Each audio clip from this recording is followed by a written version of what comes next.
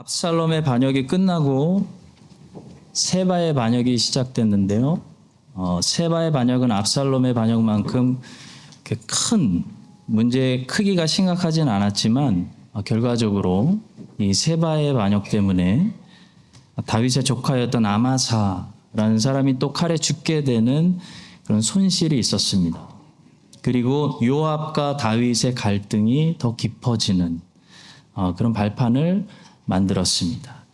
오늘은 유다 사람들 아마사, 세바와 요압이라는 제목으로 오늘 본문에 등장하는 이 상황들을 통해서 우리의 상황에 말씀하시는 하나님의 말씀 세 가지를 묵상하겠습니다. 첫 번째로 유다 사람들을 군대로 불러 모으기가 너무나 힘들었다는 사실을 보게 됩니다.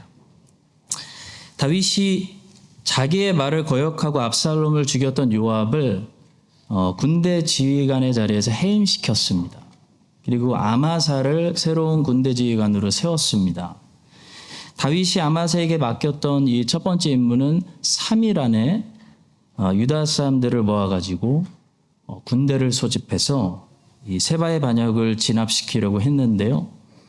유다 사람들을 군대로 소집하는 일이 너무 어려웠습니다. 본문 4절과 5절 말씀입니다. 왕이 아마사에게 이르되 너는 나를 위하여 3일 내로 유다 사람을 큰 소리로 불러 모으고 너도 여기 있으라 하니라. 아마사가 유다 사람을 모으러 가더니 왕이 정한 기일에 지체된지라. 왜 유다 사람들을 모으기가 이렇게 어려웠을까요? 이 일이 또 전쟁을 해야 되는 군대 소집이었기 때문입니다. 19장으로 돌아가 보시면 왕을 모시고 왕의 종친이라는 것을 팍팍 티내면서 요단강을 건너오는 일에는 유다 사람들이 잘 모였어요. 20장으로 오니까 전쟁을 하고 싸우는 일에는 사람들이 쉽게 모이지 않은 것을 발견하게 됩니다. 왕을 모셔오는 일, 왕을 모시고 요단강을 건너는 일, 왕이 우리와 가까운 사람이라는 것을 자랑할 수 있는 일, 이 일에는 사람들이 쉽게 모인다는 거죠. 나는 왕하고 가까운 사람입니다. 나는 유다 지파입니다. 왕은 우리의 종친입니다. 잘 모여요.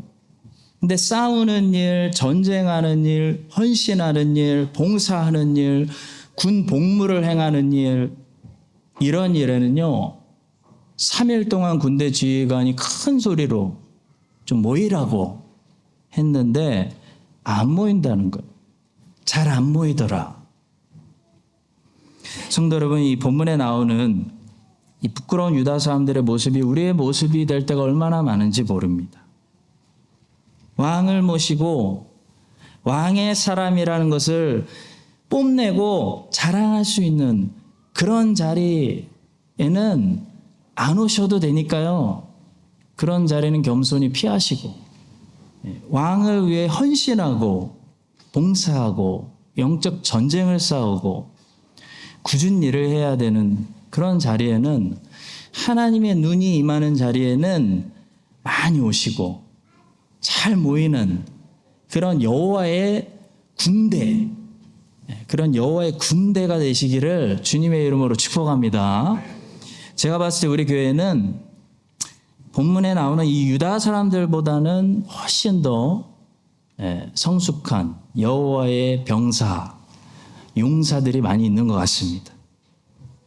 오히려 반대로 왕을 모시고 강을 건너는 그런 영광스러운 자리에는 양보하시고 겸손히 뒤에 있다가 여호와를 위해서 싸워야 하는 전쟁이 터지면 부르지도 않았는데 각자 알아서 전부 투입돼서 봉사하고 헌신하시고 전쟁하시는 그런 분들이 이 교회에 감사하게 너무 많더라고. 그런 분들을 통해서 하나님이 그게 교회죠. 교회를 이끌어 가시는 겁니다. 근데 다는 아니에요.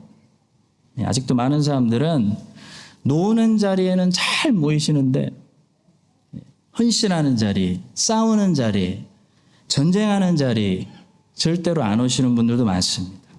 한 번도 안 오시다가 놉니다 그러면은 나타나시는 분들이 있어요. 서로 깜짝 놀래요.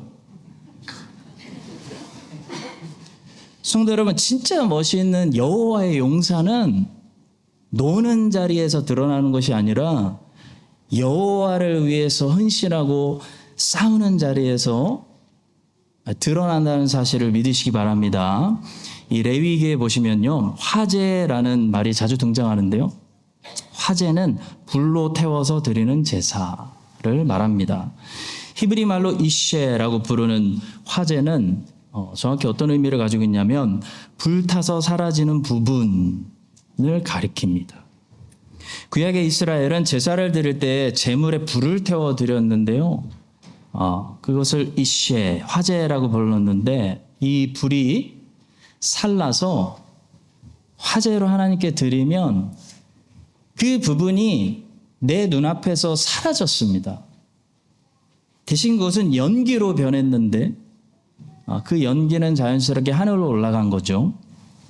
근데 놀라운 것은 하나님은 그 불타서 우리 눈앞에서 사라지는 부분, 연기로 변하는 부분, 그 이쉐를 그냥 연기라고 부르는 것이 아니라 뭐라고 부르시냐면 향기라고 부르세요. 향기.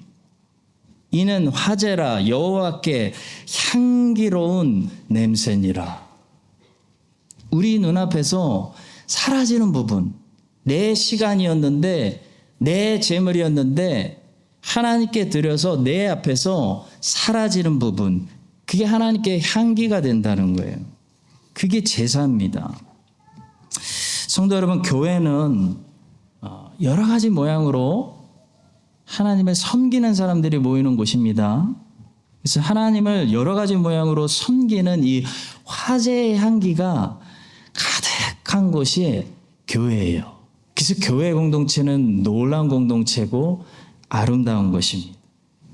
동방 박사들이 예수님이 태어나셨을 때 세 가지를 드렸죠. 주님께 가장 어울리는 주님스러운, 주님 받으시기 합당한 선물들을 가지고 왔는데 황금, 유향, 모략이었습니다. 황금은 주님의 영광을, 빛나는 영광을 보여주는 상징이고요. 유향은 주님의 향기, 주님의 향기를 보여주는 상징이고요. 모략은 주님의 죽음과 희생을 보여주는 상징입니다. 영광은 보는 거죠, 여러분. 영광이 보는 것이라면 향기는 맞는 겁니다. 그래서 주님의 몸된 교회는 교회에 딱 들어왔을 때 이 말씀을 통해 영광의 빛이 심령에, 어두운 심령에 조명이 돼서 영적인 소경들이 진리를 향해 눈이 떠져가지고 주님의 찬란한 영광을 볼 수 있어야 되는 건데요. 교회는 또 무엇을 가지고 있어야 되냐면 향기를 가지고 있어야 됩니다. 향기. 교회는 향기가 가득해야 교회입니다. 그리스도인의 삶에서는 향기가 나야 됩니다. 향기는 화제를 드릴 때 향기로운 냄새가 나는 것입니다. 항상 화제를 드리는 그런 성도 옆에 가보세요. 그러면은 향기로운 그리스도의 향기를 맡을 수가 있습니다. 실질적으로 향기에 가까운 단어는 뭘까요? 향기에 실질적으로 가까운 단어는 칭찬이라고 우리가 생각할 수 있습니다. 이 향기의 특징은 옆으로 번지는 거죠. 마리아가 옥합을 다 깨뜨렸을 때 그 향기가 온 사방에 퍼지고 번졌다라고 말씀합니다. 마리아는 지극히 비싼 향유고 순전한 나대 한 그릇을 가져다가 예수의 발에 붓고 자기 머리털로 그의 발을 닦으니 이 향유 곧 냄새가 집에 가득하더라. 번졌다는 거예요. 동일하게 굳이 알리지 않아도 이 향기처럼 옆으로 번지는 게 있는데 바로 칭찬입니다. 칭찬은 향기와 비슷해요. 디모데는 루스라라는 동네에 살았던 칭찬 듣는 청년이었는데요. 놀랍게도 디모데의 칭찬이 옆 동네까지 퍼졌어요. 이고니온까지 퍼져가지고 옆 동네 사람들이 부러워했어요. 와, 우리 동네에도 디모데 같은 청년이 있었으면 좋겠다. 그 디모데의 삶이 뿜어내는 이 칭찬, 향기를 맡고 루스트라와 이고니온에 번지고 있었다는 거죠. 성경은 말씀합니다. 디모데는 루스트라와 이고니온에 있는 형제들에게 칭찬받는 자니. 성도 여러분, 헌신은 구약의 제사용어로 쓰자면 화제입니다. 화제, 이쉐. 화제를 드리면 거기에는 반드시 연기가 납니다. 이 연기를 하나님이 향기다라고 부르시는 거예요. 여러분과 제가 열심히 주님께 순종하여 주님께 이쉐를 바치면 우리 인생에서 향기가 나기 시작합니다. 그리스도의 향기, 그리스도를 닮은 향기가 나요. 그럼 칭찬 듣기 시작해요. 그 향기는 번지는 특징이 있어요. 칭찬은 소문이 번지는 특징이 있습니다. 그래서 내가 알리지도 않았는데, 우리 교회 뭐 선전도 안 했는데 저 멀리 사람들이 크라이스트처치 한인장로교회에 디모데 같은 신실한 성도들이 있대. 그리고 칭찬하기 시작하는 거예요. 우리 성도 여러분, 제가 볼 때 여러분들은 잘하고 있어요. 저만 잘하면 될 것 같아요. 잘하고 있어요. 근데 계속 잘하셔야 돼요. 본문의 유다 사람들 보세요, 여러분. 이 모습을 우리가 닮으면 안 돼요. 왕을 모시고 왕의 종친인 거 티내면서 자랑하는 자리에 싹 모였다가 헌신하고 싸우자, 전쟁해야 된다. 그러니까 아유, 저는 바빠서요. 저 친구를 보내세요. 그런 사람들 우리가 되지 말고요. 여러분과 제가 예수님께 향기로운 화제를 태워드려서 그리스도인의 이 향기를 내고, 우리 교회의 칭찬 소리가 세상과 옆 도시들 칭찬 소리가 퍼져나가서 하나님께 영광 돌리는 그런 교회가 되시기를 예수님의 이름으로 간절히 축원합니다. 두 번째로요, 아마사는 왕의 위임을 받았지만 요압은 아마사보다 더 준비되어 있었다는 사실을 보게 됩니다. 세상에서 제일 답답한 안타까운 일이 있다면, 불우한 환경에 있는 남의 자식은 철이 일찍 들어서 열심히 공부해서 바르게 살아가는데, 모든 것을 다 가진 좋은 환경에 있는 내 자식이 철이 안 들고 공부도 안 하고 반항하고, 그렇게 사는 것을 봐야 하는 부모만큼 속 터지는 게 없을 것 같아요. 그렇죠? 제가 그런 아들이었기 때문에 제가 압니다.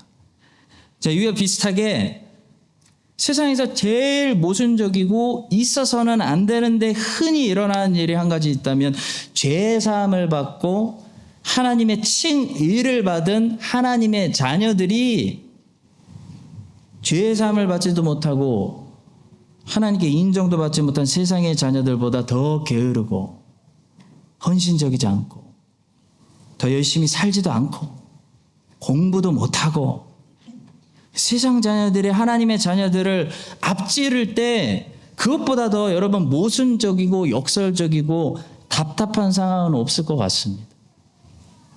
우리 본문에도 보시면요, 왕의 위임을 받고 왕의 지지를 받은 이 아마사는 왕의 거부를 받고 왕에게 해임당한 요압보다 훨씬 더 이 군대 지휘관의 역할을 잘 해야 되는데도 불구하고 오히려 요압이 아마사보다 더 준비되어 있고 더 예리하고 더 리더십이 있고 일을 잘 감당하고 있는 그런 안타깝고 답답하고 황당한 모습을 우리가 보게 된다는 것입니다. 여러분, 아마사가 누구예요? 압살롬의 반역 때 압살롬의 군대 지휘관이었어요. 근데 다윗이 그의 그 엄청난 중죄를 용서하고 유다의 새로운 군대 지휘관이라는 새 삶을 준 거예요.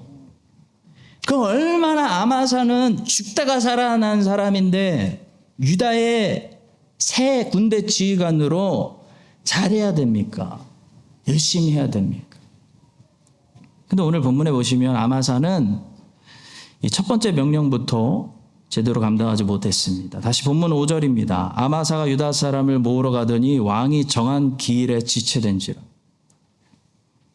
반면에 왕이 해임해버린 이 요압은요, 일을 얼마나 잘 처리하고 있는지, 결국 세바의 반역을 누가 진압하냐면요, 요압이 해요.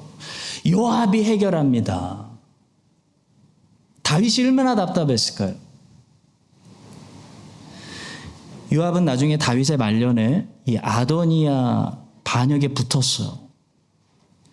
그리고 솔로몬에게 처형당한 것을 보면 요압은 자기 야망을 위해서 살았던 사람이지 여호와를 위해서, 하나님의 나라를 위해서 살았던 사람이 아니었습니다.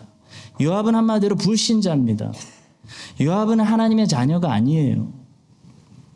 요압은 믿음 때문이 아니라 자기 야망 때문에 행동했던 사람입니다. 그런데도 불구하고 정말 안타까운 것은 자기 야망 때문에 사는 이 세상 자녀가 왕의 위임을 받은, 왕의 용서를 받고 새 직분을 받고 위임을 받은, 은혜를 받은 아마사보다 훨씬 더 일을 잘 처리하고 실력도 좋고 준비되었다는 거죠. 여러분, 요압이 얼마나 준비된 사람인지 보십시오. 항상 군복을 입고 있습니다. 8절입니다. 기브온 큰 바위 곁에 이르며 아마사가 맞으러 오니 그때 요압이 군복을 입고 띠를 띠고 칼집에 꽂은 칼을 허리에 맸는데, 요압이 얼마나 계획적이고 철두철미하게 살았는지, 이 아마사를 암살하기 위해서 일부러 다가올 때 칼을 떨어뜨리고, 그러니까 아마사가 볼 때 칼이 칼집에서 떨어뜨렸기 때문에 안심하고 방심했습니다. 그때 다른 손에 들고 있던 칼로 이 아마사의 심장을 찔렀어요. 왕의 위임을 받은 이 아마사는 반면에 얼마나 어리둥절했는지, 얼마나 미숙한지. 아니, 왕이 요압을 해임시키고 자기를 세웠으면 요압이 나를 당연히 안 좋아할 거를 경계해야 되잖아요. 근데 얼마나 어리둥절하다가 당했는지 10절의 말씀입니다. 아마사가 요압의 손에 있는 칼은 주의하지 아니한지라. 요압이 칼로 그의 배를 찌르매 그의 창자가 땅에 쏟아지니 그를 다시 치지 아니하여도 죽으니라. 세상 자녀가 쳐 죽이고 이긴 거예요. 성도 여러분, 하나님의 은혜로 하나님이 주시는 죄사함을 받고 이 칭의를 받은 하나님의 자녀들은요, 하나님의 위임을 받았다고 해서 세상 자녀들보다 어눌해서는 안 됩니다. 답답해서는 안 됩니다. 우리 제이키즈, 제이유스 청년들 무조건 1등 하세요. 학교 가서 공부 잘해야 되는 거예요. 하나님의 자녀니까. 다니엘처럼 세상 자녀들이 꼼짝하지 못할 정도로 뛰어나셔야 되고 탁월하셔서 하나님께 영광 돌리셔야 돼요. 왕들의 시대 500년의 역사를 보면요, 훌륭했던 왕들 중에 이 아사 왕, 그리고 여호사밧 왕이 있었는데요. 아사 왕도 2번 나라를 개혁시켰고 여호사밧도 나라를 개혁시켰는데, 이 아사의 개혁과 여호사밧의 개혁은 큰 차이가 있습니다. 아사는 크게 2번이나 종교개혁을 일으켰는데, 아사의 개혁은 어디에 초점이 있었냐면 산당을 제거하는 데만 초점이 있었어요. 그게 다였어요. 나쁜 거 제거하고 산당 제거하고 무너뜨리고 뽑고 부수는 데만 초점을 맞췄다는 거죠. 근데 반면에 여호사밧의 개혁은요, 산당을 부수고 우상을 깨뜨린 다음에 뭘 했냐면 새로운 것을 심는 일을 했어요. 그 자리에, 그 뽑은 자리에 하나님의 말씀을 심는 그런 개혁을 했습니다.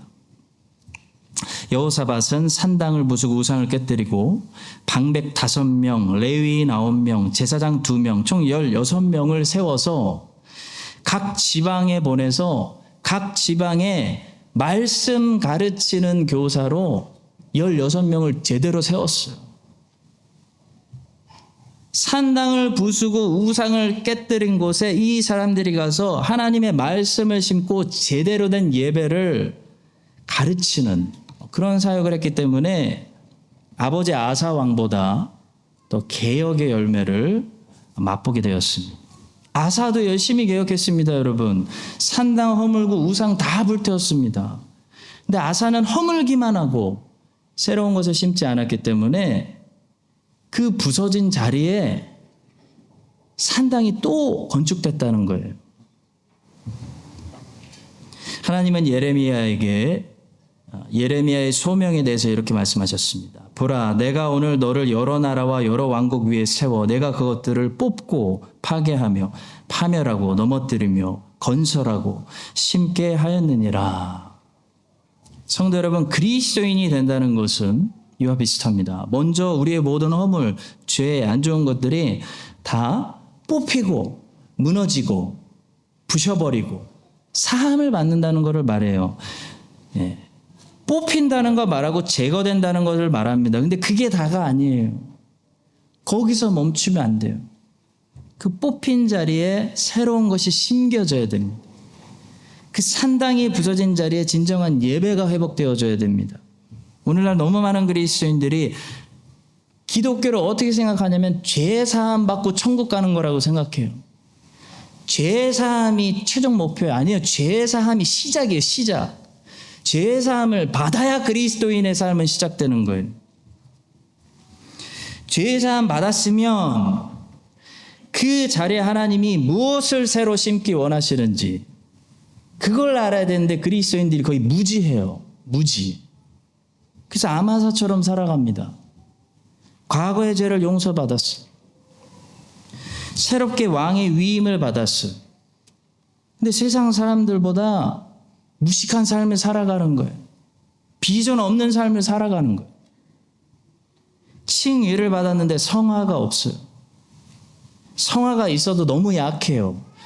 그리스도인들의 성화가 얼마나 약해졌는지 불교보다 힌두 사람들보다 유교 사람들보다 도덕성이 이스라엘은 비교도 안 되고 그리스도인들의 도덕성과 윤리가 이스라엘 사람들보다 훨씬 떨어져요. 그러면 안 됩니다, 여러분. 여러분과 제가 아마사처럼 과거의 반역, 여호와의 원수, 과거의 쿠데타의 죄를 우리가 사함 받았다면 이제는 그 자리에 성령의 능력으로 체험받아서 이 세상 사람들보다 적어도 요압보다 훨씬 더 빨라야 돼요. 치밀해야 돼요. 순종적이어야 돼요. 열정을 가지고 왕의 마음을 시원하게 해드려야 돼요. 그럼 성화를 이루면서 주 예수 그리스도를 위하여 일들을 잘 감당하는 그런 열매 있는 그리스도인들이 되시기를 예수님의 이름으로 간절히 축원합니다. 마지막 세 번째로 다윗에게 최고 문제 골칫덩어리는 세바가 아니라 요압이었다는 사실을 보게 돼요. 본문을 좀 멀리서 빅픽처로 보시면 사실 지금 이 본문은 세바의 문제에 대해서 다루고 있다기보다는 요압의 문제에 대해서 다루고 있습니다. 이 본문의 이야기를 가까이서 보면 실질적인 문제는 요압이 다윗의 평생 다루기 힘든 골칫 덩어리였다는 거예요. 그걸 말하는 거예요. 다윗이 평생 힘들었던 문제는 이 세바가 아니고 요압이었다. 그걸 지금 말하는 거예요. 근데 여러분, 이와 비슷한 일들이 우리 신앙인들에게, 하나님의 자녀들에게 얼마나 반복돼서 일어나는지 모릅니다. 세바는 누구죠? 다윗의 적이에요.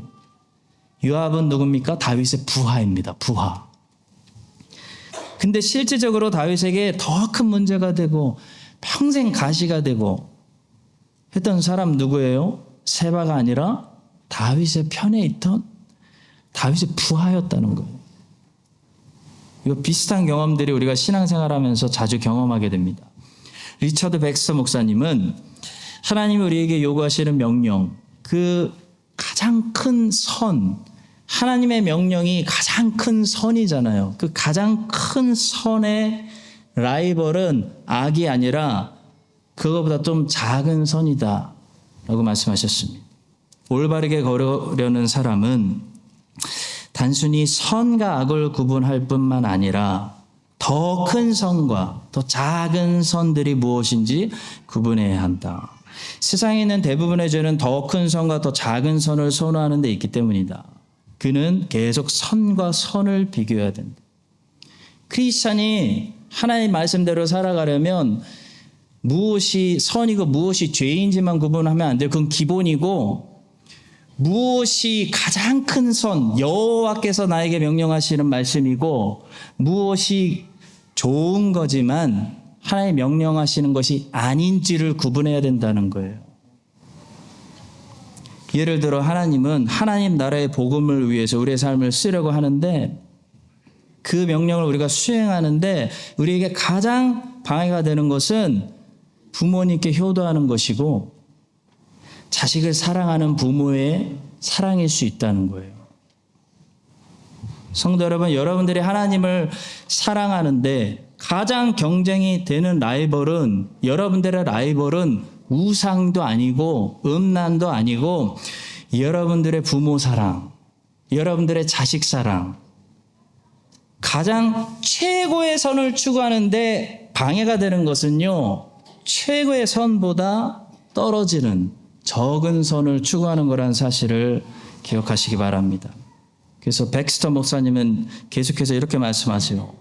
좀 더 작은 선이 더 큰 선보다 선호될 때 그것이 죄다. 죄를 짓는 보편적인 방법. 여호와께서 말씀하시는 것을 따라가지 않고 작은 선, 선한 일들을 할 때 그게 죄라는 거예요. 저 아내는 30대에 늦게 부르심을 받은 그런 목회자입니다. 아주 늦게 부르심을 받았어요. 예수 그리스도를 늦게 부지런히 따라가는 삶을 사면서, 제가 목회자로 살면서 제일 힘든 게 뭔가 이렇게 돌아보니까 부모님께 불효하는 거예요. 불효. 가족을 충분히 사랑할 수가 없더라고요. 성도 여러분, 목회자가 돼서 예수 그리스도를 제가 섬기고 저의 예수 그리스도를 제가 사랑할 때 저에게 가장 주님을 사랑하는데 라이벌이 되는 것은 우상 숭배가 아니고요, 음란이 아니고요, 악한 것들이 아니고요, 오히려 하나님이 주신 선한 것들이더라고요. 최고의 선이 아닌 좋은 선한 것들, 부모 사랑, 가족 사랑, 자식 사랑, 나라 사랑, 대한민국 사랑, 호주 제 나라 사랑, 이런 게 최고의 선, 주님의 명령을 순종하는데 라이벌이 되는 거더라고요.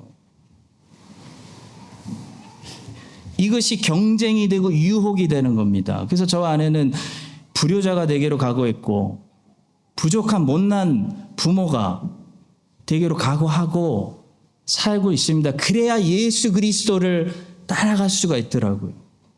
사랑하는 성도 여러분, 다윗에게 가장 큰 골칫덩어리는 세바가 아니라 요압이었습니다. 다윗에게 반역하는 사람이 아니라 다윗 편에서 싸우는 사람이 다윗의 평생 숙제, 문제였어요. 장애였어요. 마찬가지로 여러분이 여러분의 예수 그리스도를 더 사랑하고 그분을 따르고 그분께 헌신하는데 최고의 선을 추구하는데 장애가 되는 것은 악이 아니라 여러분이 사랑하는 것들입니다. 하나님이 주신 좋은 것들이에요. 그래서 하나님이 아브라함을 처음 부르실 때 뭐라고 하셨어요? 네 아버지 데라를 버리고 나를 따르라 그랬어요. 근데 아브라함이 그렇게 하지 못했어요. 차마 그렇게 못했어요. 아버지 데리고 갔어요. 그래서 하란에서 아버지 다 돌아가실 때까지 시간이 지체됐어요. 근데 나중에 아브라함이 믿음이 생겨서 어떻게 됐습니까? 아버지 데라보다 더 사랑하는 이삭 아들 바치잖아요. 최고의 선, 여호와의 명령을 따르는, 추구하는 사람이 된 거예요.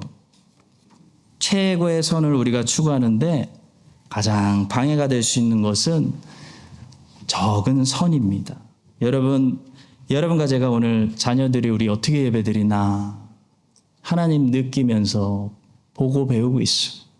여러분과 제가 이런 신앙을 고백을 오늘 주님께 드렸으면 좋겠어요. 예수님, 내 신랑, 내가 찾는 생수, 내 만족, 나의 최고의 사랑이시고 최고의 선이신 예수님을 내가 사랑하기 위해서라면 내가 너무 사랑하는 내 부모님, 내가 너무 사랑하는 내 아내와 남편, 내가 너무 눈에 넣어도 안 아픈 내 자녀들 사랑하는 그 사랑이 내가 주님을 사랑하는 그 사랑에 비교하면 마치 그들을 미워하는 것처럼 보일 정도로 주님을 더 사랑하게 해주세요. 여러분, 이런 신앙을, 이런 사랑 고백을 여러분의 주님께 다 드리시는 여러분과 제가 될 수 있기를 예수님의 이름으로 간절히 축원합니다.